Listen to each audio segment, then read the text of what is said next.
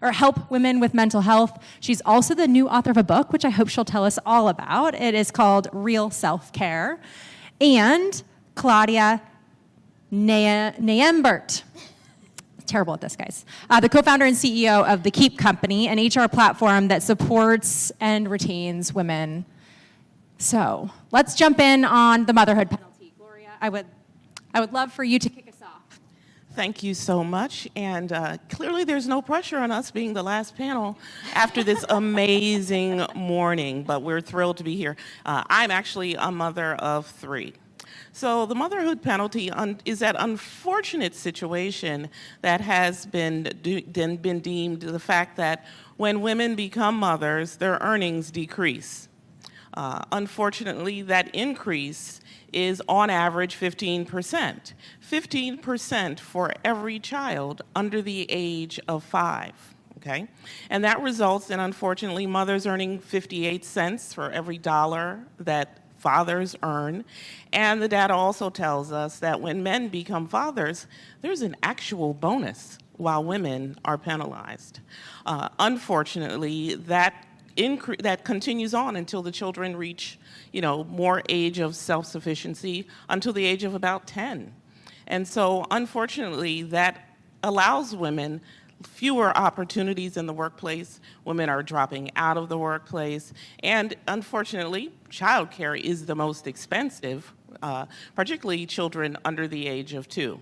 And so the motherhood penalty is really something that has many causes. It's based, unfortunately, in systemic racism, discrimination, our sociocultural attitudes around motherhood and the value of motherhood. And unfortunately, as many people have talked about today, the lack of policies that really are aimed towards supporting mothers, women, and families.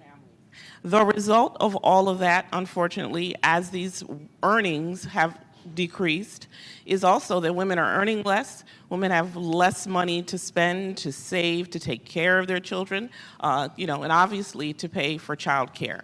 And so, we are looking at obviously how that impacts the overall economy, because, when women are earning less over such a long period of time, women are taking more time out of the workplace.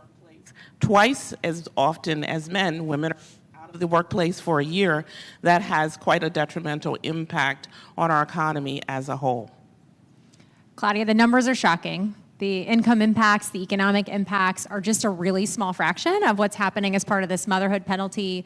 Claudia, you work with employers all the time on how to retain women. Can you share a little bit about what other layers of the motherhood penalty employers and workers are facing, including discrimination? Yeah, absolutely. So we work with employers, so Keep Companies offered as an employee benefit, and we help them care for and keep parents and caregivers specifically. It's disproportionately women and people of color that leave the workforce because of caregiving responsibilities. And while 73% of the employee base identifies as a caregiver in some way, shape, or form, it obviously disproportionately impacts women. So we work with organizations, and I think we've touched on a lot of this today, but the layers are so compacting, right? So we think a lot about what can we do at the individual level, and then what can we do at the systemic level, and that feels like a theme of the day. And at the individual level, we're trying to give people resources and tools and support to say the quiet things out loud. This is hard. How am I supposed to pretend like I don't have a kid when I'm at work and a family or a parent that I'm caring for? And then at home, I'm supposed to show up like I don't have a full-time job, right? And so how do you integrate those things? And in the past, it's largely been, I am a robot and this is one hat and I'm going to perfectly seamlessly take it off my head and step into my house and put on my new hat. And oh, by the way, it does not leave much room for me outside of those things, right? And so really what we're trying to move towards is giving people resources to integrate these things. And we do think right now there is a moment.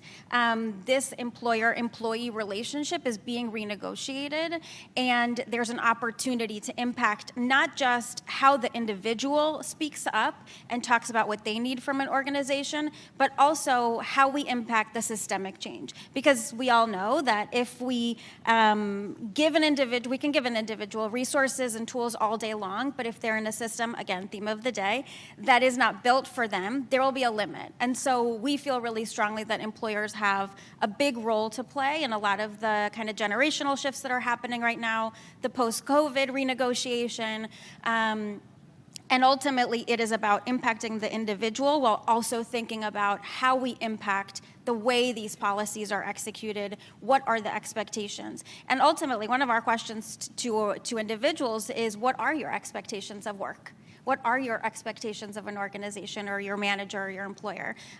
Because they're changing, so we all have an opportunity to renegotiate. Again, one of the panels was about negotiation, and so much of that is related to this.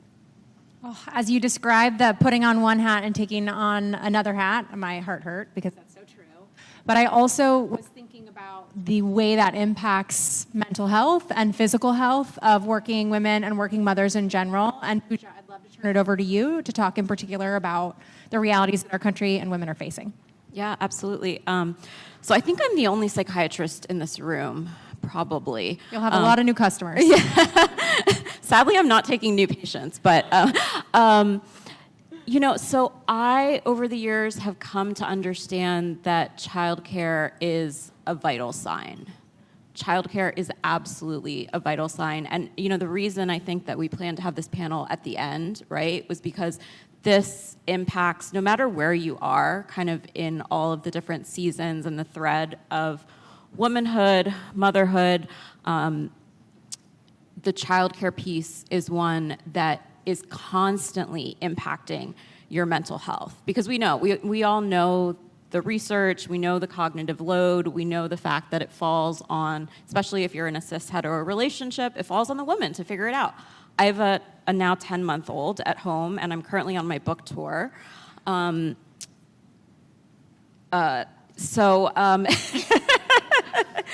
so one of the decisions that I made actually was that I stopped pumping at 8 months, because I said I wanted to, this is my first book.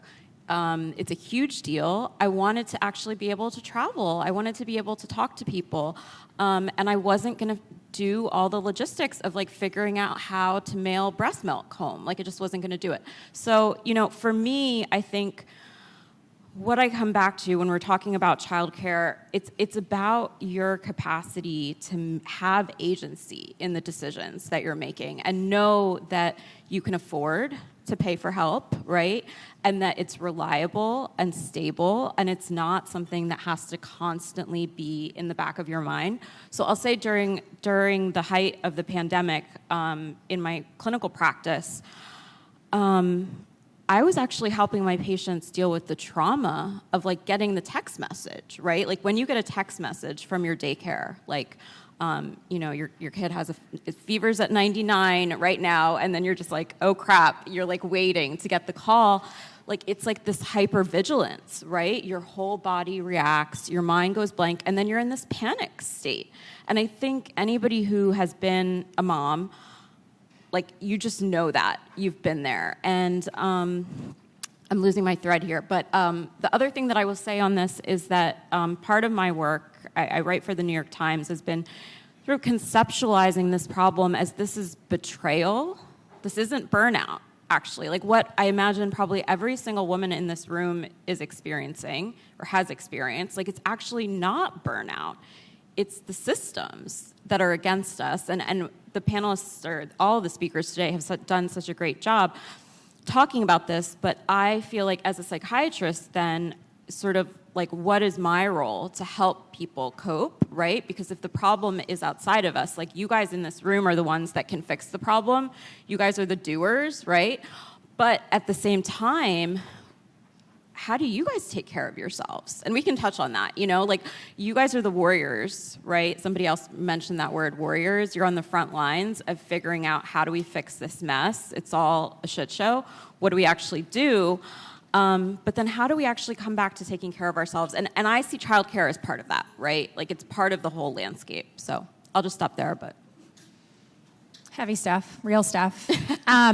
One of the things that we really wanted to talk about was the intersectional nature of motherhood and how it impacts so many layers of the world and of our lives, and what can be done to improve the outcomes of that intersectional problem. And I want to add a little bit of color. Last year, Congress finally passed a law called the Pregnant Worker Fairness Act. And for decades and decades, we don't have a law that ensures that pregnant people are not discriminated against at work and that they are not pushed out of the workforce and requiring them to be accommodated. So if you're in the hiring process and you have a pregnant belly and they see it, they can't discriminate against you. But if you work for them already, there was like no protection for you at all in most states. So Congress finally passed a law that has been worked on for decades. It should have been done a decade ago. But it was one quick reminder for me that we aren't often looking at a motherhood lens to these intersectional problems, and there's a lot more that can be done at the policy level, at the institutional level, at the system level, and at the individual level. So I would love, Gloria, I'll start with you at this kind of intersectional problem. What do you think can be done, and how can we band together to do it? Thank you. And I think that when we use the term intersectional, we also have to bring in all of the other factors that have an impact, which include race. It's not just about being a mother, being a white mother. It's about mothers across the spectrum. And the motherhood penalty itself has, of course, because the pay gap has a disproportionate impact on women of color, so does the motherhood penalty. Okay, so when we look at the average penalty being at 15%, Black Americans and Native American women, the motherhood penalty is almost twice that of white women. Okay, it's 20%. For white women, it's 10.2. For Latinas, it's about 18%. So we really have to keep in mind that so many of these policies have to take into consideration that intersectional lens as well as, the gender lens. And so those who are most vulnerable, who are working in the lowest paid professions, who are working part-time, who don't have the benefits that are necessary to support mothers and to support caregiving are certainly impacted in different ways, and we would certainly be remiss in not mentioning that. So I think that on the policy level, it is important that something like the Pregnant Workers Fairness Act, which we can't imagine that we really needed to have a law so that you could get a drink of water and go to the bathroom, but that we also look at the value in terms of how these particular employees in the industries that they're working in, whether it's retail, whether it's hospitality, whether it's healthcare, that has a disproportionate level of those kinds of workers, that we take special consideration in these policies to ensure that they're not being left out, that all workers are being included. So whether it's the Pregnant Workers Fairness Act, whether it's the reintroduction of the Paycheck Fairness Act to try and get us one step closer to ending the pay gap, they're all incredibly important because someone mentioned earlier that we pay folks more at one point to watch our animals. We currently pay more for folks to watch our cars than to watch our children. Burn. Okay, Pooja, so we system level, let's go individual level and then maybe employer level. Sure. Yeah. So I think that, one of the things that I often say is that you can't meditate your way out of a 40-hour work week without childcare. Yeah, you can't. You just can't. And you should trademark that. That's good. So when we're looking at the personal level, I think the first piece is to understand that the solutions that kind of like quote-unquote wellness is giving moms are just largely empty calories. My book is called Real Self-Care. The subtitle is Crystals, Cleanses, and Bubble Baths Not Included.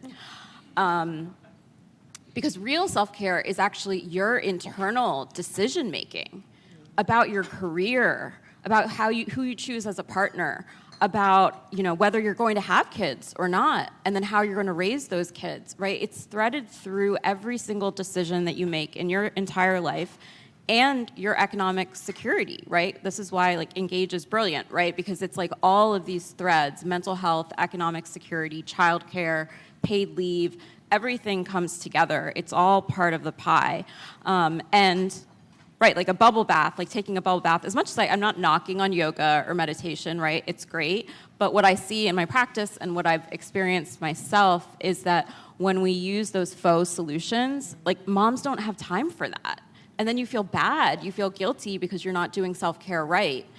So step one for me is, again, recognizing that the problem is outside of us, and it's not a quick fix, unfortunately. So what you have to do is you have to understand that most of us, even at the highest level, I'll just say the other piece is like, I think, like I see this with women in the C-suite. I see this with people that are like middle managers. I see this in interns. Like we're all burnt out. We're all kind of operating in fight or flight, no matter where you are on the ladder. But so you have to recognize that you're in that spot and then take the time, like make the investment in yourself to step out of the fight or flight so that you can actually think, that you can actually feel. So I'll give you an example. Like a patient of mine was like, we noticed as we were kind of like stepping out, right? Whenever she has a 4:30 meeting, she's always kind of like scrunched and irritable because she needs to get out by 4:50 to pick her kid up from school. So the intervention was that we blocked her calendar. No more 4:30 calls. But we needed to be able to like step out of the fight or flight and the chaos to recognize that was the pattern. She needed to have the flexibility and autonomy in her job to be allowed to block the 4:30, right? But from the personal side, like the role that I can play and help in is like, you need to actually step out of it to see the patterns and then execute on the decisions. And I think every woman in this room is really great at executing. Like that's not, no one's problem here is execution. Like the problem is you have to kind of just take yourself out of the chaos for a second. And that means being a little bit less productive because maybe that means like meeting with a coach once a week, right? Like you have to invest in that, or a psychiatrist or a therapist or, you know, whatever level you're at, but you have to invest in taking that time out so that you can actually think and feel strategically and then understand what you need to do. So helpful. I think one of the most powerful pieces in the equation of a mother's working life is her employer and the role that they play in your world. I will say on pregnant worker fairness, for example, it was the Chamber of Commerce who originated a negotiation on that policy and really helped get it done. It matters. How do we get employers to be thinking about this really challenging intersectional role that motherhood and life plays, and to Gloria's point, really serve the workers who need it the most, who might not have the autonomy and the flexibility and the resources to bring the tools into their own individual lives? Yeah, absolutely. So I'll just start by saying that it feels like the things that we talk about today, a lot of it is largely the quiet stuff that's in the back of the room that nobody wants to say out loud. So I hear things like, it feels like moms don't want to go back to the office. And our answer is, great, let's measure it. So we take a really data-driven approach, and it feels important. Let's get our hands around this problem so that we can actually do something about it, right? I, like you, am action-oriented. So, you know, you cannot manage what you don't measure, and so let's measure this. So we go into organizations and we say, how many parents and caregivers do you have? And often we hear, I don't know, 20%. And then we measure it, and it's 50%. 60%, 70%. And you need to have that information as an organization in order to design for your workforce, right? And really, we talk a lot about new moms, and it is a disproportionate, I mean, you know, when you pick your career and when you have your children, they're critical inflection points in a career, but they're not the only ones. It's, you know, disproportionately, we have a lot of members right now that are parents of teenagers that are navigating a mental health crisis. We have a lot of people that become a caregiver to a parent or a spouse undergoing a treatment. The life is long, and there are lots of arcs to this story, right? And so we have to make sure to talk about those too. With caregiving specifically, it's largely invisible, right? So we all post pictures of our kids. We talk about kids. Not many people talk about a parent with dementia that just moved into their house or a spouse undergoing cancer treatment. And so that invisibility is really kind of specific, I think, and highly intersectional in nature. So Such a good point. disproportionately, it's people of color that are more likely to have caregiving responsibilities and not identify as a caregiver. So we hear all the time, I'm not a caregiver, I'm a daughter. And so some of it is also this education around, no, you're a caregiver, and that is an exceptional thing, as ordinary as it may be. And so we're going to give you additional support and resources to make work a little bit more sustainable. I love that. Bring it forward. Well, we are out of time. Gloria, Pooja, Claudia, thank you so much. Engage, thank you so much.